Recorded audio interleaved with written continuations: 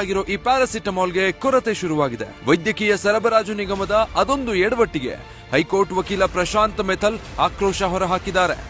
ಜ್ವರ ಭೀಕರವಾದ ಜ್ವರ ಅದು ಬಂದಾಗ ಪ್ಯಾರಾಸಿಟಮಾಲ್ 500 mg ಕೊಡ್ತಾರೆ. ನಮ್ಮ ರಾಜ್ಯದಲ್ಲಿ ಪ್ಯಾರಾಸಿಟಮಾಲ್ ಯಾವುದೇ ಗೌರ್ಮೆಂಟ್ ಹಾಸ್ಪಿಟಲ್ ಕೇಳಿ ಪ್ಯಾರಾಸಿಟಮಾಲ್ 500 mg ಸ್ಟೋರೇಜೇ ಮಾಡಿಲ್ಲ, ದಾಸ್ತಾನೇ ಮಾಡಿಲ್ಲ. ಅವರು ಕೇಳಿದ್ರೆ 650 mg ಕೊಡ್ತೀನಿ ಅಂತ ಹೇಳ್ತಾರೆ ಪ್ಯಾರಾಸಿಟಮಾಲ್. ಅದು ಹೈ ಡೋಸೇಜ್, ಅದು ಓಕೆ ಇರಲಿ, ಅದು ಕೊಡ್ತಾರ. ಅದು ಸಹ 10% ಅಷ್ಟೇ ಸ್ಟೋರೇಜ್ ಆಗಿರೋದು. ಮತ್ತೆ ಮಕ್ಕಳಿಗೆ ಪ್ಯಾರಾಸಿಟಮಾಲ್ ಓರಲ್ ಸಿರಪ್ ಅದರದ್ದು ಕೊರತೆ ಇದೆ.